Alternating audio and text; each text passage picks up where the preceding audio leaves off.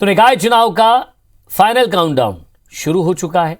कल सुबह वोटिंग के साथ ही प्रत्याशियों की किस्मत बैलेट बॉक्स में कैद हो जाएगी। बीजेपी और कांग्रेस आमने सामने तो है ही, लेकिन बगावत कर निर्दलीय चुनाव लड़ने वाले नेताओं ने चुनावी सरगर्मी और बढ़ा दी है।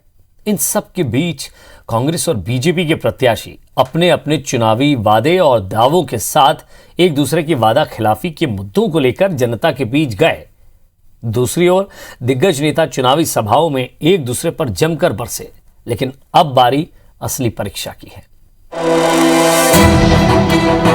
छत्तीसगढ़ में नगरीय निकाय चुनाव में मतदान से पहले और चुनावी शोर थम जाने के बाद कांग्रेस और भाजपा के प्रत्याशियों ने डोर टू डोर जनसंपर्क का सहारा लिया। दिन भर लोगों से प्रत्याशियों का कैंपेन जारी रहा, जहां वो लोगों के सामने हाथ जोड़कर और पैर पकड़कर वोट मांगते नजर आए। बीजेपी कांग्रेस के प्रत्याशी घर घर जाकर अपनी उपलब्धियां गिनाते रहे, तो वहीं दूसरी ओर मतदान की तैयारियां भी जोरों पर चलती रही।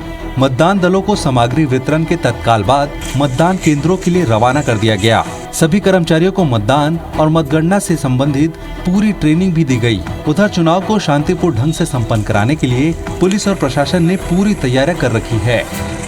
छत्तीसगढ़ के 15 नगरीय निकायों के 370 वार्डों में सोमवार सुबह 8 बजे से शाम 5 बजे तक मतदान होगा। इस चुनाव में कांग्रेस, भाजपा और निर्दलीय के रूप में कुल 1345 प्रत्याशी मैदान में हैं। 370 वार्ड में चुनाव के लिए 1000 मतदान केंद्र बनाए गए हैं। 4 नगर निगम बीरगांव, भिलाई, चरोदा और रिसाली में 809 प्रत्याशी मैदान में हैं। इसी तरह 5 नगर पालिका बैकुंठपुर, शिवपुर चर्चा, खैरागढ़, जामुल, सारंगढ़ और 6 नगर पंचायत प्रेमनगर, नरहरपुर, कोंटा, भैरमगढ़, भोपालपट्टनम और मारो में कुल 536 प्रत्याशी हैं। इन जगहों पर मतदान के लिए 12,000 से ज्यादा अधिकारी और कर्मचारियों की ड्यूटी लगाई गई है। सभी केंद्रों में 4,000 से अधिक सुरक्षाकर्मी तैनात रहेंगे।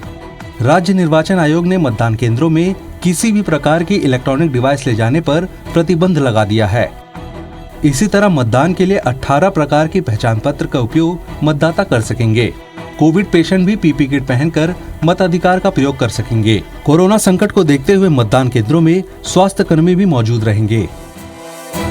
छत्तीसगढ़ में कांग्रेस की सरकार बनने के बाद 2019 में 10 निकायों में कांग्रेस के महापौर बने। तब कांग्रेस नेताओं ने दावा किया कि राज्य सरकार के कामकाज पर मुहर लगी है। अब 15 निकायों का ये चुनाव भाजपा से ज्यादा कांग्रेस के लिए प्रतिष्ठा का प्रश्न बन गया है। दरअसल दुर्ग संभाग में 3 नगर निगम समेत 6 नगर पालिका और नगर पंचायत में चुनाव हो रहा है, जहां इस संभाग में सीएम समेत 6 मंत्रियों का निर्वाचन क्षेत्र है। और दूसरा ये कि चुनाव परिणाम कांग्रेस के लिए आगामी 2023 में होने वाले नफे नुकसान की ओर संकेत देगा। वहीं बीजेपी को भी अपनी जमीनी हकीकत का एहसास हो जाएगा। राजेश मिश्रा के साथ सौरभ सिंह परिहार, IBC 24, रायपुर।